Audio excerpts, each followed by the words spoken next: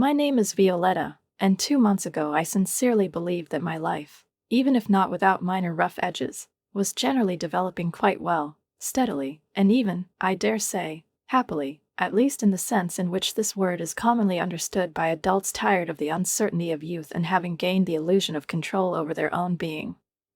And before we continue, write in the comments from which city you are watching this video. Enjoy watching.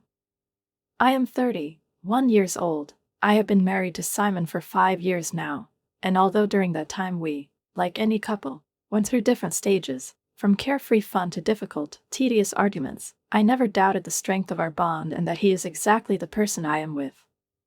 Ready to face old age. For the past 3 years, we have been stubbornly saving for our own housing, putting aside a portion of our income every month into our common account, and, I must say, thanks to our mutual patience and reasonable attitude to finances, the amount has almost reached the level sufficient for a down payment for a modest but cozy house in the suburbs. Exactly what we are. I often imagine myself in the evenings, flipping through websites with ads and making notes in a notebook, in which I carefully drew diagrams of future rooms.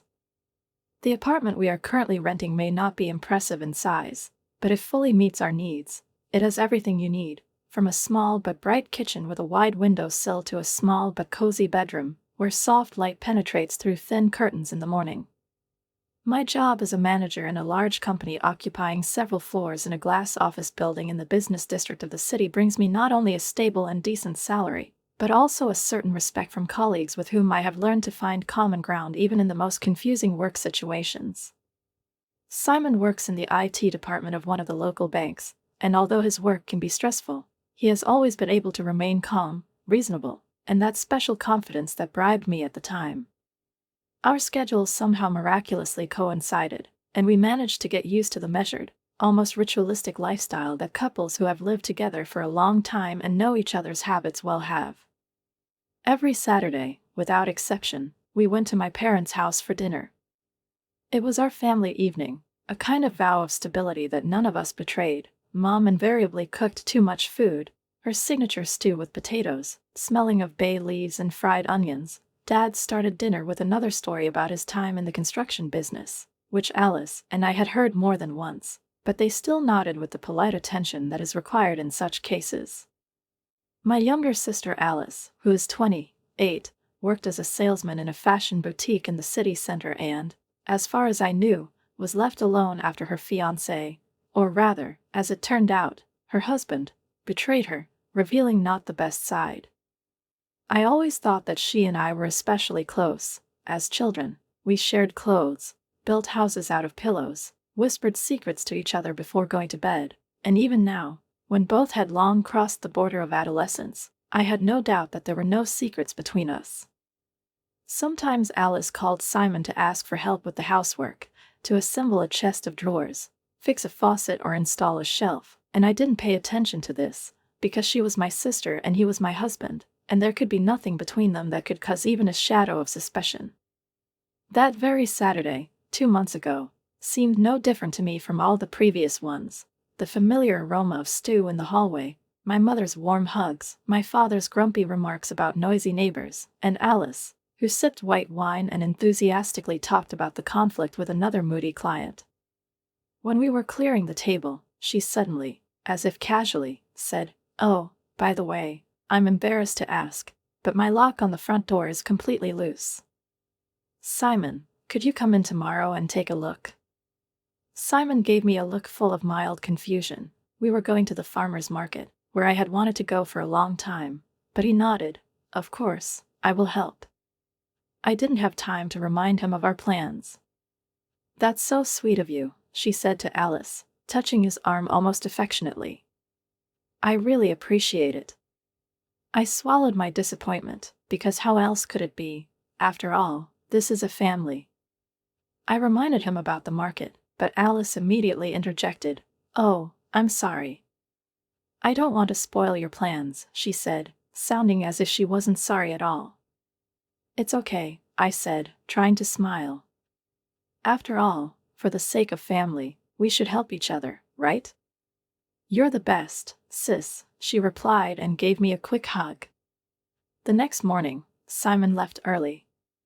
Around noon, he wrote that the lock turned out to be more complicated than he thought, and everything could take a long time. I spent the day cleaning, putting everything on the shelves, dusting off, and finally getting to the little things that I usually couldn't get my hands on.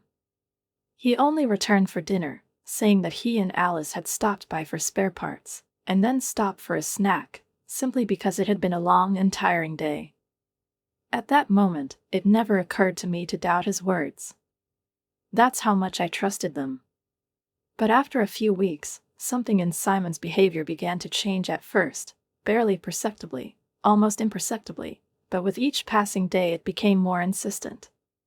He was constantly on his phone and sending messages to someone with a slight, almost dreamy smile on his face, as if someone was waiting for him on the other side of the screen who knew how to evoke this expression, elusive, but treacherously sincere.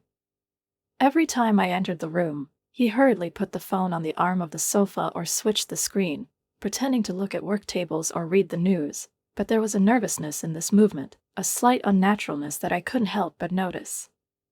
He began to stay late at work more and more often, explaining it with blockages, urgent tasks, and eternal meetings, and I listened and nodded, convincing myself that everything was fine, because everyone has difficult periods. However, our conversations became shorter and shorter, slipping into monosyllabic phrases. The warmth disappeared from them, what had previously made them full disappeared, and I began to feel an invisible wall growing between us, built by silence, excuses, and understatement. Everything is fine.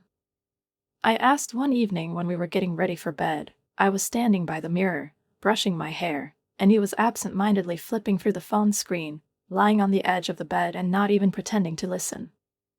"You seem preoccupied lately." He looked up, but he didn't meet mine. He looked past me, as if he were looking right through me. "It's just a job," he said, smiling tightly. "A large-scale migration of the system awaits us. It's annoying for everyone." And without waiting for my answer, he turned out the lamp on his side, turned to the wall and seemed to disappear. As the weeks passed, the distance between us, which had started as a slight misunderstanding, became a yawning chasm. We still went to my parents' house together on Saturdays, but even these meetings, once cozy and warm, seemed to be saturated with an obscure tension. Alice and Simon exchanged glances, too brief to be casual and too meaningful to go unnoticed. They were laughing at something that was beyond my reach, whispering in the hallway, and I felt more and more like a stranger in this narrow circle where I used to be in the center.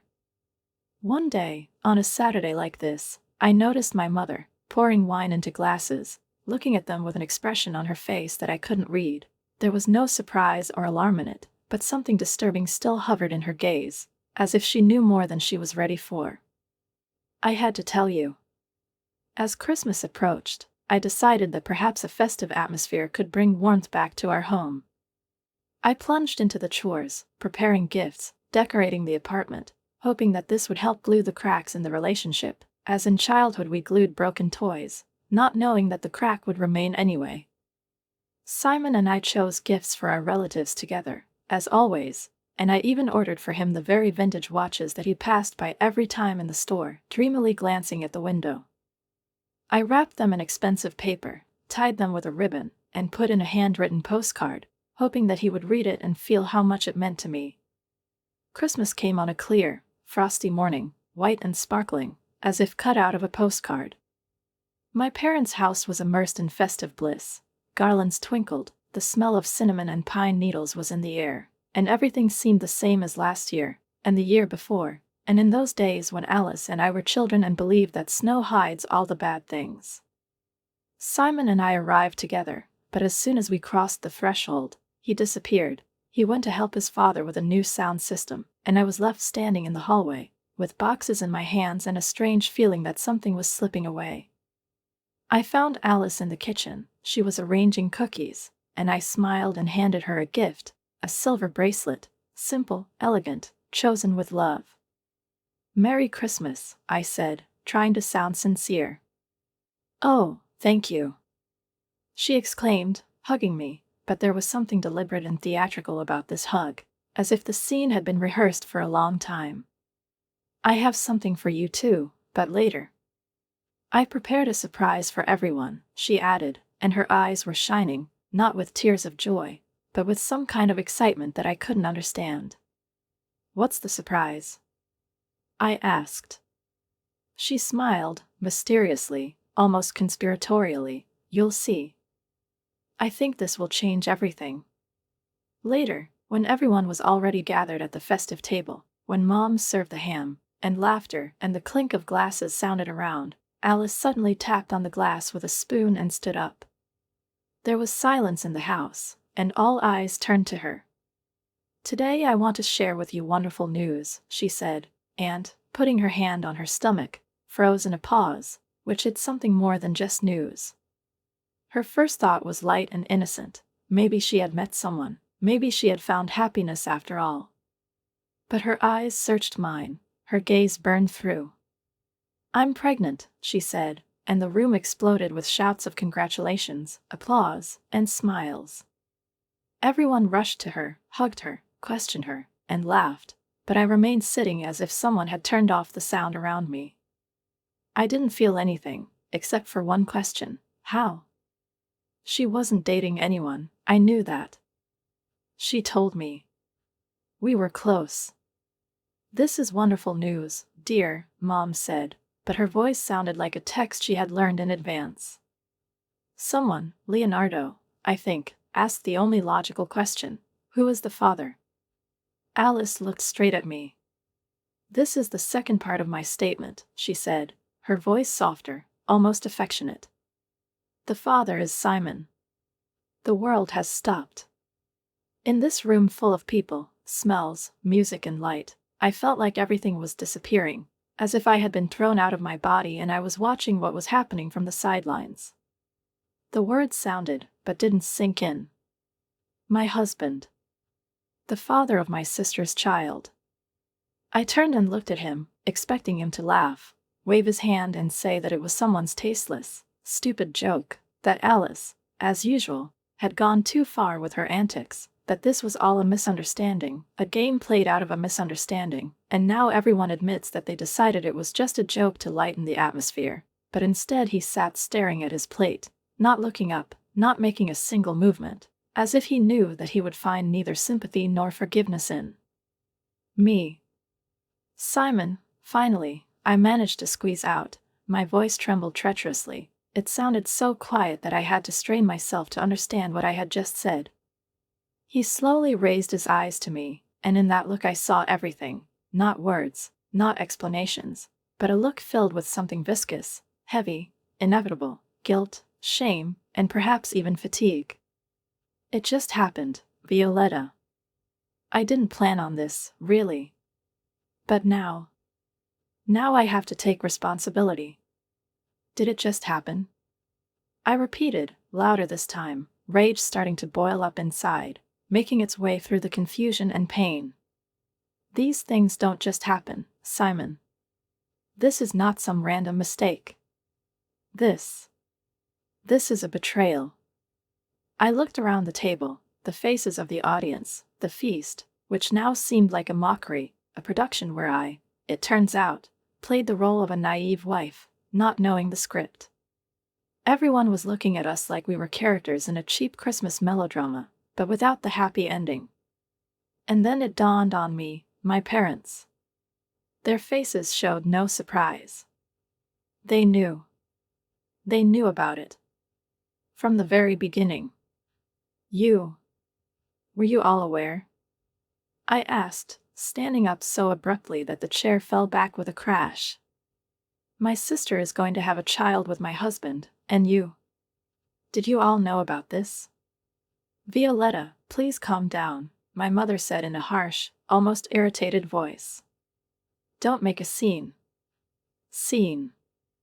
I laughed, and the sound of my laughter seemed strange to me, dry, raucous, as if it was coming not from my throat, but from some kind of black hole that had formed inside. My sister is pregnant with my husband's child, and I shouldn't make a scene. You're overreacting, Alice intervened, still calmly, as if it were a quarrel over a dress. It happens. We didn't plan this. Does this happen? I echoed, slowly turning to her. No, to Alice. Sisters don't sleep with their sisters' husbands. It doesn't happen. You did it. Consciously. Coolly. Don't talk to your sister like that, my father said, and there was a severity in his voice that I remembered from childhood, when he would scold us for nothing, for stained dresses and broken cups. She's going to be a mother. You should be happy for her. Be happy? I asked, stunned. She sleeps with my husband. And you? Do you want me to be happy? Violetta, my mother said again, softer now, but still in the same tone she used to speak to me when I was a child who needed to be shamed in public. Your sister will give us a grandson. It's a blessing. I looked from her to my father, then to Alice, to Simon, and in each of them I saw nothing but indifference, as if the scale of their betrayal was for them only a part of some everyday scenario, and not the real pain of another person, me. You're all traitors, I said, grabbing my coat from the hanger and my purse from the shelf. Every one of you. Every single one. Don't be so dramatic. Alice exclaimed as I headed for the door. You're taking it all too seriously.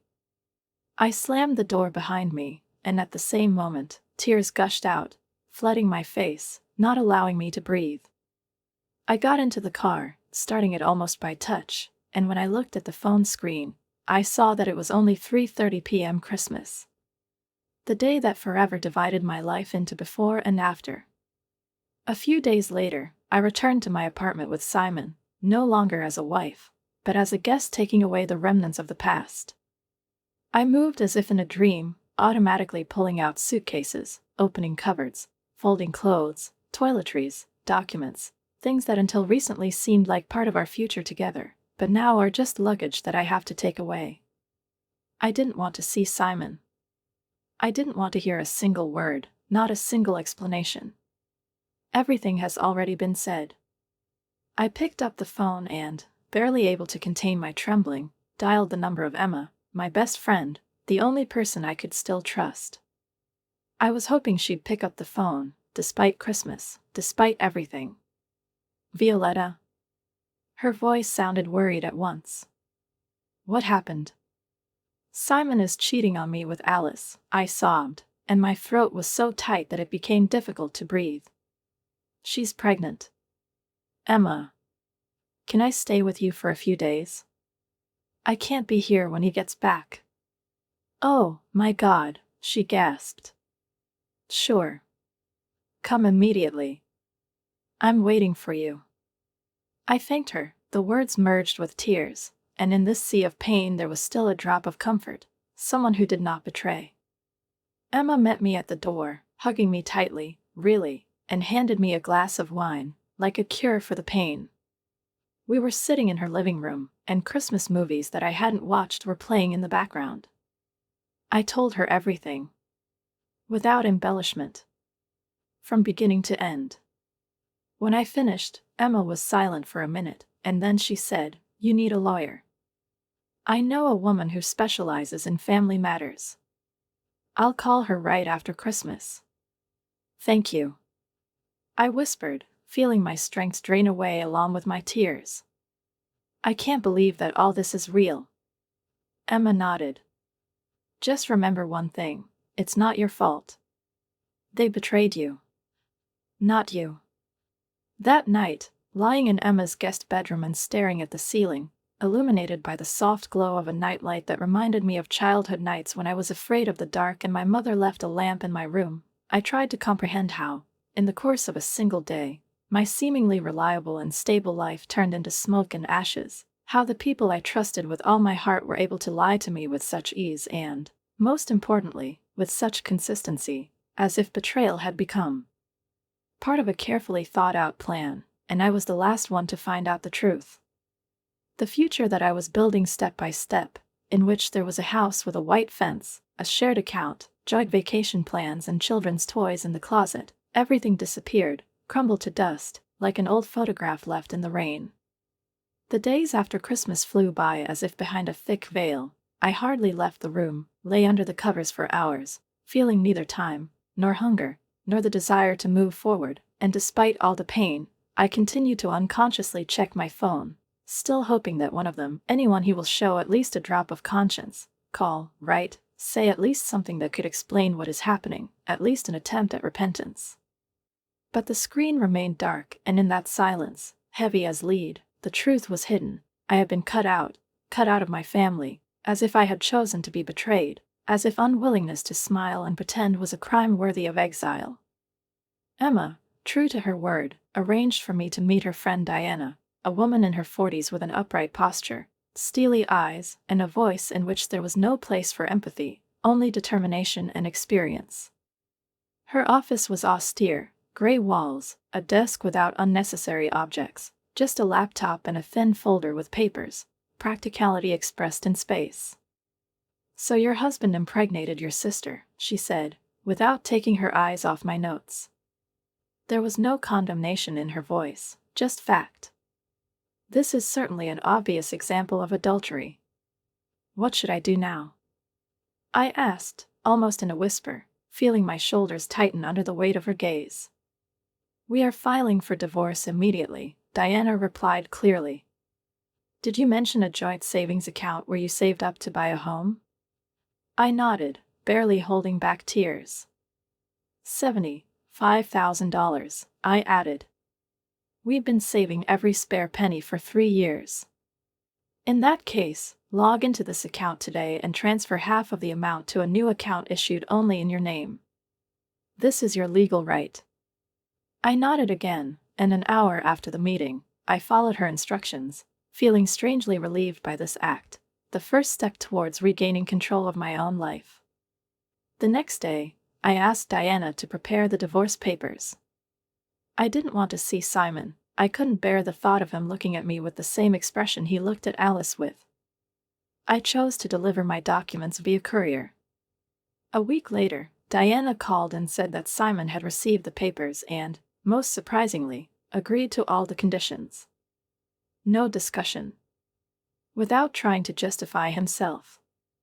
Without a fight.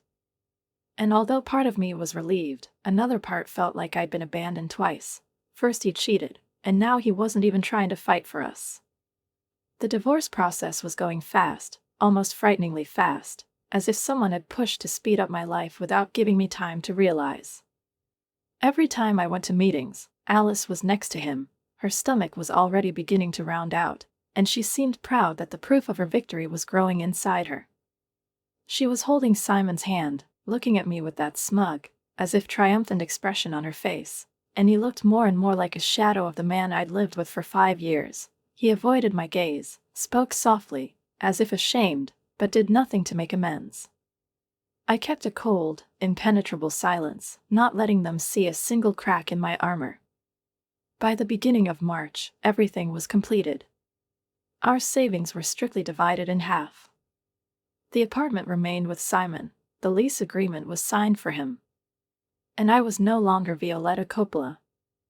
I became Violetta Gentile again, as if the name could erase my memory. Emma insisted that we celebrate. "Independence Day," she said with a smile, handing me a glass of wine at an expensive restaurant in the city center. We ordered a risotto, a cheese plate, and the best vintage white we had on the menu. "To freedom," she said, raising her glass. "To never make the same mistake twice," I replied. And for the first time in months, I felt a weight slowly lift from my shoulders. The next morning, when I woke up in Emma's room, where I still stayed, I felt it was time to move on. I couldn't stay in this city. There were too many faces, too many streets where we used to walk, cafes where we had breakfast on weekends, shops where we chose Christmas toys and lamps for our seemingly eternal apartment. I made an appointment with my supervisor. "I need to start all over again," I told him bluntly, without any preliminaries. He looked surprised, but didn't ask any questions. "You know," he said, "our Turin office is just looking for someone with your expertise." "It's far away, of course." "That's exactly why it suits me," I interrupted. Turin. A new city. A new life. The new me. After that, Events moved quickly, as if life itself, tired of the prolonged stupor, picked up speed again, tearing me away from the past, like a whirlwind lifting the dust of roads into the air to carry it far away. We had a video interview at the Turin office, and 2 weeks later, sitting in Emma's living room with a cup of tea, I saw a letter in my mailbox with an official job offer, a position slightly higher than the previous one, with an increase in salary and growth prospects that I would have had to wait for years in the previous department. For the first time since those fateful December days, I felt a slight tremor of hope in my heart, ghostly, but alive, like the first rays of the sun through heavy winter clouds. I was just packing my things at Emma's, putting everything that had become mine over the weeks into a suitcase, some clothes, a notebook with notes, photos given by friends, when the phone rang. The word Mom appeared on the screen. I froze. My first reaction was to discard, ignore, erase, as if that one move would be enough to permanently sever the threads that bind me to the past. But despite everything, curiosity, strong as burning impatience, got the better of me, and I swiped my finger across the screen, accepting the challenge. Violetta, this is Mom, her voice sounded, smooth, restrained, in which severity and an attempt at pacification were strangely combined, as if she were reciting a prayer not for me, but for herself. I just heard from Caroline that you're moving out. Of course, the news spreads quickly, especially among their circle of old friends, where every change is like a national event. That's right, I replied, coldly, almost automatically, without a hint of emotion. And you weren't going to tell us about it?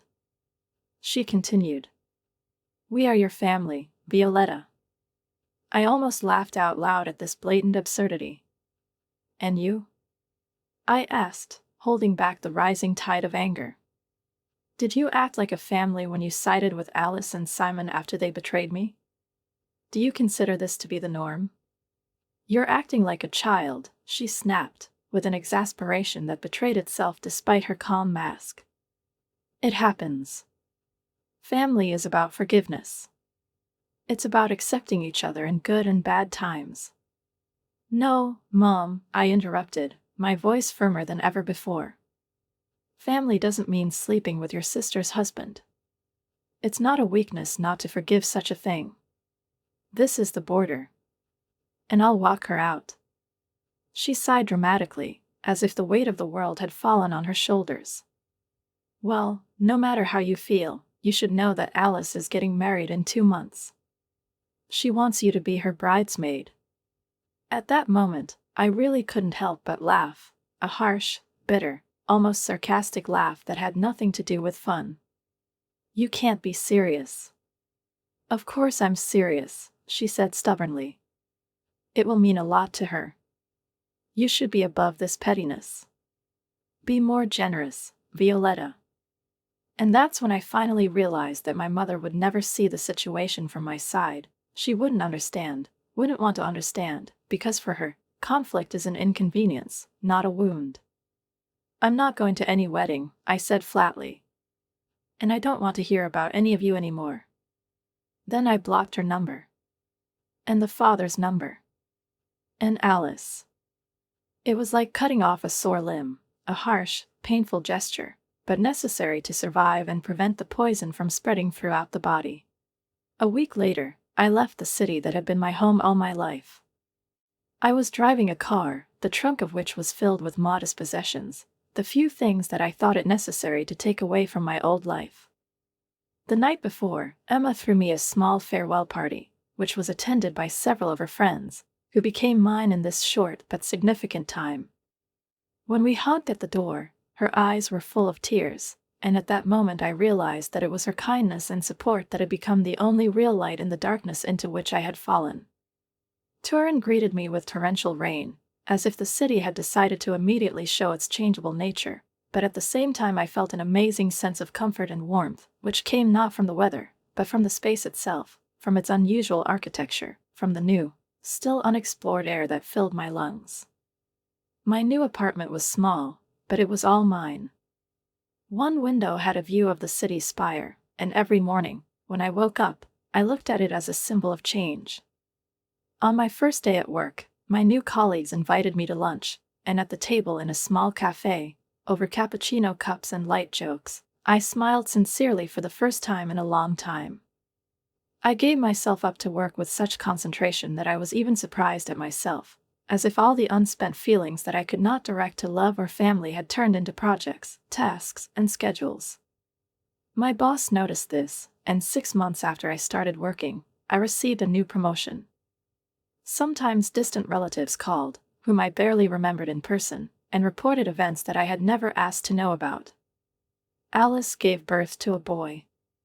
My parents enthusiastically played the role of grandparents. Simon and Alice rented a house near the old neighborhood. Each time, I listened in silence, with polite interest, and then gently changed the subject.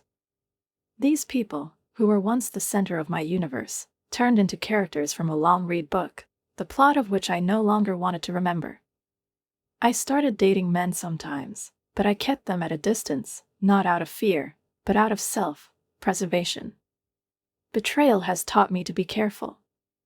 Instead, I built my career, step by step, brick by brick, creating a life that I could finally feel proud of. 2 years after leaving behind my hometown, a broken marriage, and everything that reminded me of pain, I finally saved up enough money to make a down payment on my own apartment, not the one that Simon and I had once planned to buy together, discussing facades and the color of blinds on weekends. Namely, mine, alone, beyond the control of anyone and not subject to betrayal.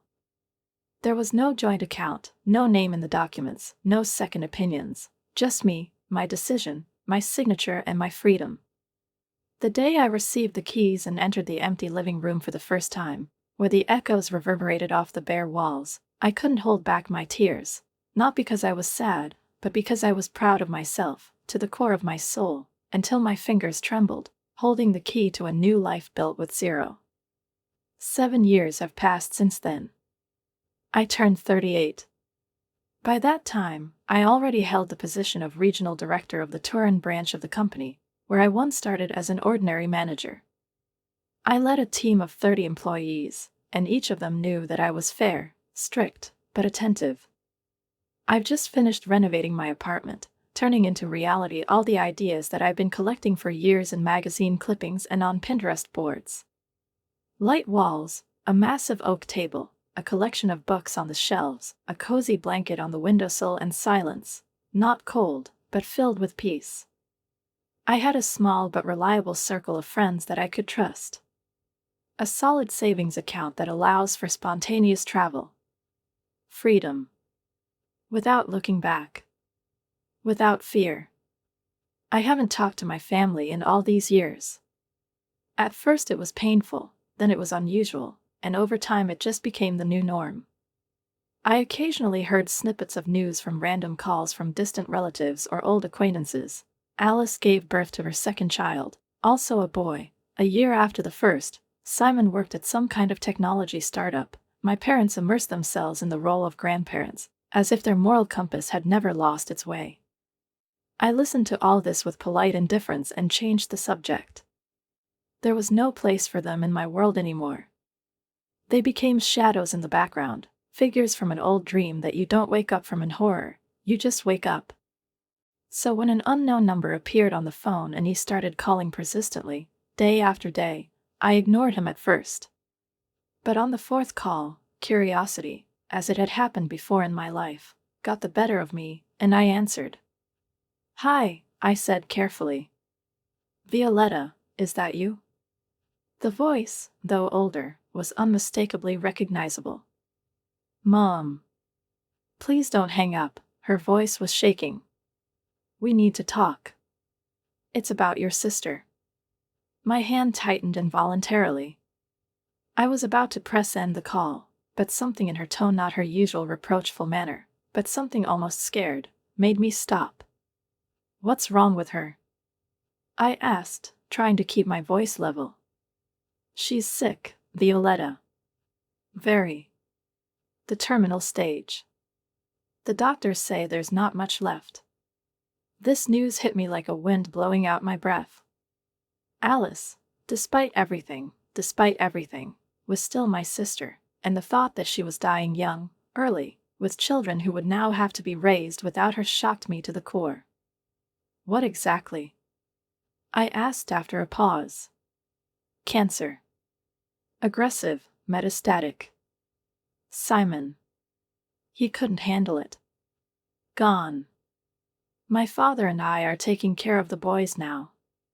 I was gripped by an uneasy feeling. Why are you calling me now? I asked. After all these years? Mom hesitated. We're getting old. The forces are getting smaller. We were hoping that you might think about it, about the adoption of boys. I was speechless for a few seconds. It was a punch in the gut. After 7 years of silence, after everything that has happened, they are calling because they need help.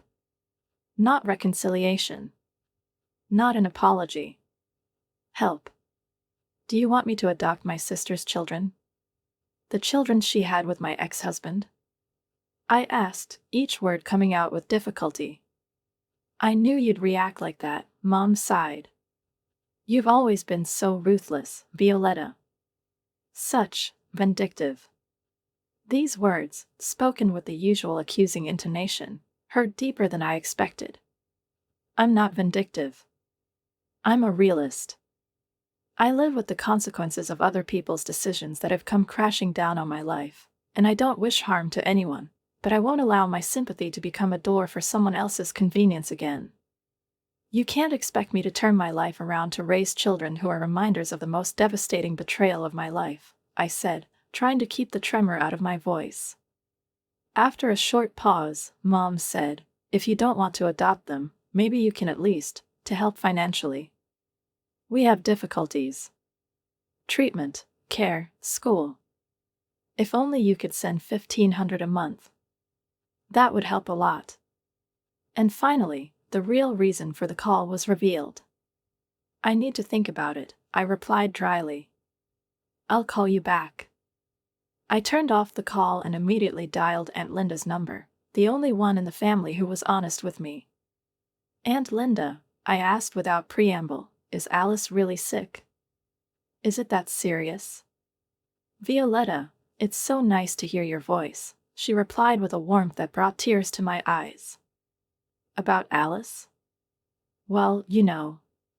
She and Simon got divorced, it's true. But I haven't seen her for a long time. Your mother tells everyone that she has a serious illness, but I can't confirm that. No one has seen her lately. Not in the hospital, not just like that. It's weird, isn't it? It wasn't a confirmation. But it's not a refutation either. And I was left in the middle of the road leading back to the past, into the very shadow from which I had been climbing for so long. I thanked Aunt Linda for her honesty, politely ended the conversation, and without allowing myself to hesitate too long, dialed the number I once knew by heart, but never expected to use again. I called Simon, the very man I loved, trusted, who betrayed me in the most painful way, and now my voice had to be heard again. He answered quickly, on the second ring, and there was genuine surprise bordering on excitement in his voice. Violetta. Is it really you? It's me, I confirmed calmly, trying to sound firm. I need to ask you something important. Tell me, Alice, is she really terminally ill? His silence lasted for several seconds, but not out of fear or pain, but rather out of incomprehension. Terminally ill? No. Not that I know of, he finally replied. We got divorced almost a year ago. Not because of her illness, but because she categorically refused to look for a job, spent everything we had, and started drinking heavily. Her problem is not cancer. This is alcoholism. I closed my eyes, and somewhere deep in my chest, a strange mixture of relief and rage flared up. Relief that she wasn't dying, and rage that the whole story turned out to be a lie, another round of manipulation. My mother called me yesterday, I said, looking out the window at the evening city illuminated by lanterns. She said Alice was dying. That you left her after the diagnosis. That they urgently need money for the treatment and maintenance of the boys. Simon paused, and I could feel him gathering his thoughts. This is completely untrue. I left because it became impossible to live with her. Your parents are helping her, but she's not sick, she's just. It broke down. And I'm afraid he doesn't want to fix himself. Thank you for telling the truth, I replied calmly, ready to end the conversation. But Simon suddenly interrupted. Violetta, wait. I often think about you. I made a terrible mistake. If only it could be returned. Maybe now, after all, we could try starting over? His voice sounded restrained, but with a kind of naive hope, as if he really believed that words could erase the past. I couldn't help but laugh, dryly, briefly, without holding back either sarcasm or fatigue. No, Simon. This will never happen. Goodbye. I hung up the phone and just sat there for a few seconds, trying to digest the new information. The whole story about the deadly disease turned out to be fiction. They tried to use me again, this time playing on the most sacred string, sympathy. It's time to meet them face to face. I took the day off, booked a ticket, rented a car at the airport, and headed back to where I had fled with a broken heart. The road seemed endless, and all the while the same question was pounding in your chest. How far can those you once considered your family go? When I rang the doorbell, my heart was beating fast, as if warning me to be careful, it might break you again. My mother opened the door. When she saw me, she took a half step back, and something like fear flashed in her eyes. Violetta, she gasped, and then sharply shouted over her shoulder, Violetta is here. The warning sounded too obvious. Hi, Mom, I said calmly and entered without waiting for an invitation. Where is Alice? I asked. She's upstairs. Resting. She has good days and bad days. Mom stammered. I didn't listen any further, but went up the stairs, ignoring my father's formal greeting. The door to Alice's old bedroom was closed. I knocked once, and without waiting for an answer, I entered. The smell of alcohol and stale laundry hit my nose. Alice was lying on the bed, pale, but by no means on the verge of death. When she saw me, she hurriedly pulled the blanket over herself and spoke in a strained, weak voice, Violetta. You came. I'm so glad you can help us. I looked at her, the woman who had once been my younger sister, with whom we shared dolls, secrets, and a room. But she wasn't in front of me. In front of me was a liar, a traitor, a manipulator. I turned around and went downstairs. Downstairs, 2 boys were playing with Legos on the carpet. I was surprised to notice that they had Simon's eyes. I stopped, looking at them, and then said loudly, clearly, I decided to adopt the boys.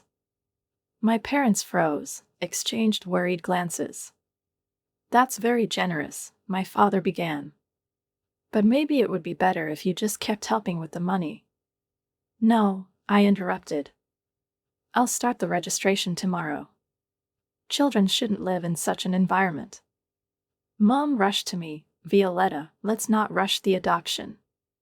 But before I could answer, Alice came clattering down the stairs, no longer a frail, sick woman, but enraged and drunk. You're not taking my kids. Stop it. She shouted, her face red with anger. I laughed, and that laugh, filled with bitterness and weariness, echoed through the house. And so, I said, our terminally ill patient is miraculously recovering. I turned around, looking into the faces of those who were once closest to me. You should be ashamed of yourself. You lied about your illness to get money out of me. Even for you, it's low.